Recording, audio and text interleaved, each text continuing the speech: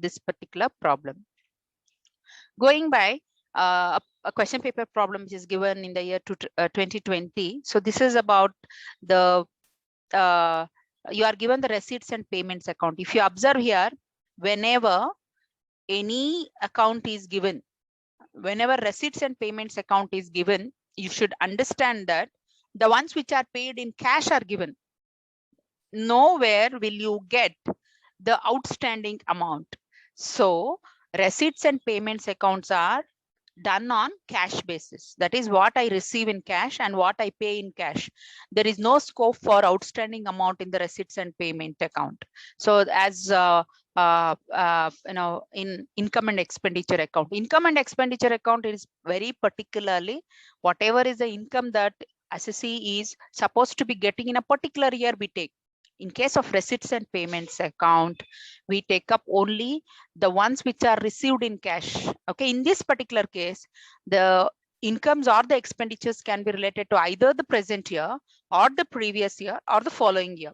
I'll repeat, whenever you are given receipts and payments account, the expenses and the incomes can be either related to your present year or the previous year or the following year.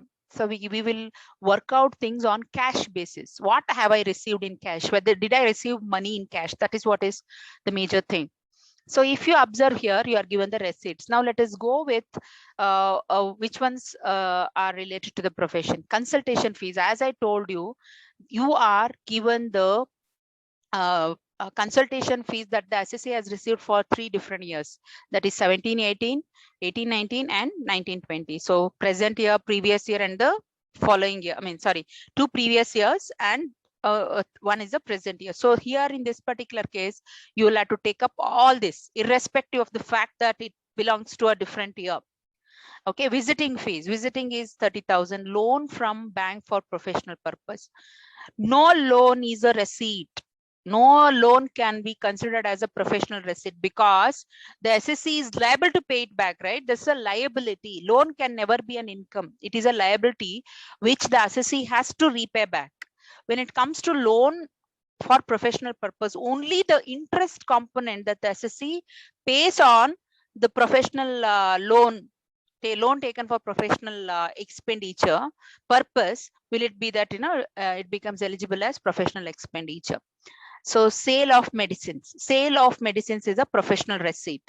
Gift from patients, so gift from patients is a professional receipt. Remuneration from writing articles in a professional journal is a professional receipt. Rent from house property is not related to doctor's profession. Interest on post office national savings certificates is not a professional receipt. So going by the expenses, rent of clinic, as I told you, this is a receipts and payments account. Payments and the receipts can be related to any year. So we will take up all this. Electricity and water, it is related to professional. This is a professional expenditure. Purchase of books. In case of books and the assets, we have to depreciate at the rate that is prescribed under the Income Tax Act. If there is any percentage which is given very specifically in the problem, then we will go by that. So here, if you see, the professional books have to be depreciated at 40% as per the Income Tax Act, but depreciation is given to be 60% for professional. When it is very specifically given in the problem, we will take up this per day rate of depreciation. So here I am depreciating the books at 60% as given in the problem. So 8,000 into 60%. Household expenses are not related to profession. Municipal taxes are not related to profession. Car.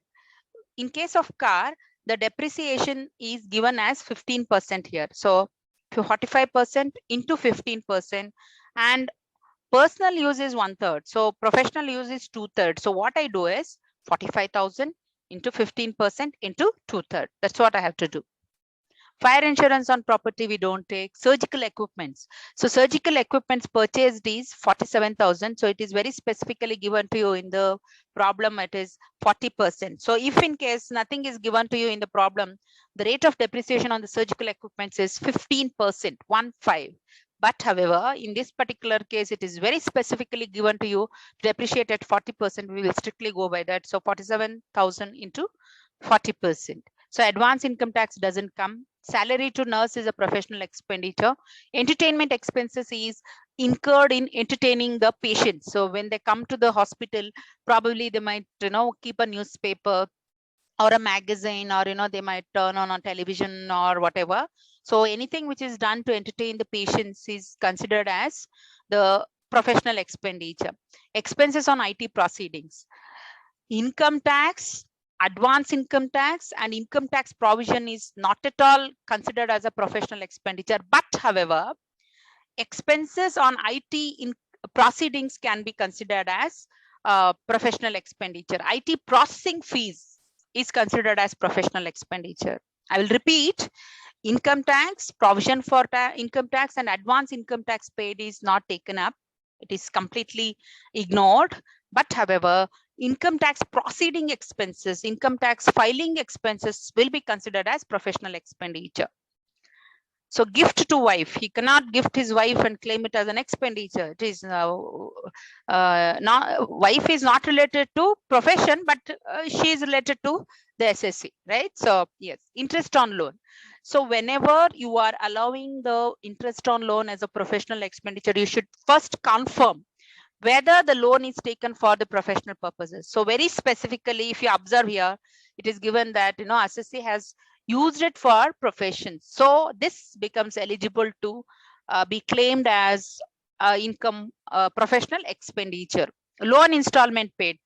Neither the receipt of the loan nor the repayment of the loan will be considered either as a receipt or a expenditure. So donation to political party, life insurance premium cannot be claimed. Car expenses, in case of car expenses, only 2/3 should be taken. So very specifically given to you, 1/3 is for personal use. So it goes that, 2/3 is for the professional expenditure. Purchase of medicines is a professional expenditure. This closing stock of medicine will not affect you in any ways. Just for time being, just ignore this. Okay, this will not come at all. Closing stock of medicines will not come. So I will take up a problem where it will let us show when it is books of accounts are maintained on the mercantile basis, not accounting basis. I'll take up that particular problem. Right now, whenever you are given a receipts and payments account, we tend to completely ignore the closing stock. So going by the computation of income from profession of Dr. Krishna for the assessment year 2021, you are having the consultation fees here. So that is added up: visiting fees, sale of medicines, gifts from patients, remuneration from writing articles. You add up this works out to 2,01,000. So rent of the clinic, then electricity and water, professional books.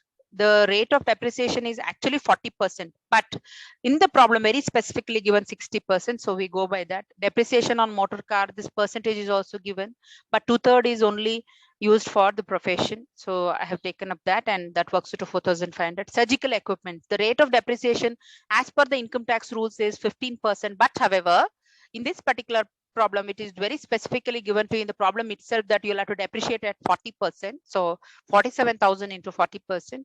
Then the salary to the nurse, entertainment expenses, that is to the patients. Then the depreciation on the X-ray machines for 94,500 into 15%. Interest on loan, because the loan is taken for the professional purposes. The car expenses is 15,000 into 2/3, so that works out to 10,000. And the purchase of medicines is 35,000. If you add up all the items, that works out to 1,30,000, 275. So if you deduct that, it worked out to 70,725. So this is about this particular problem.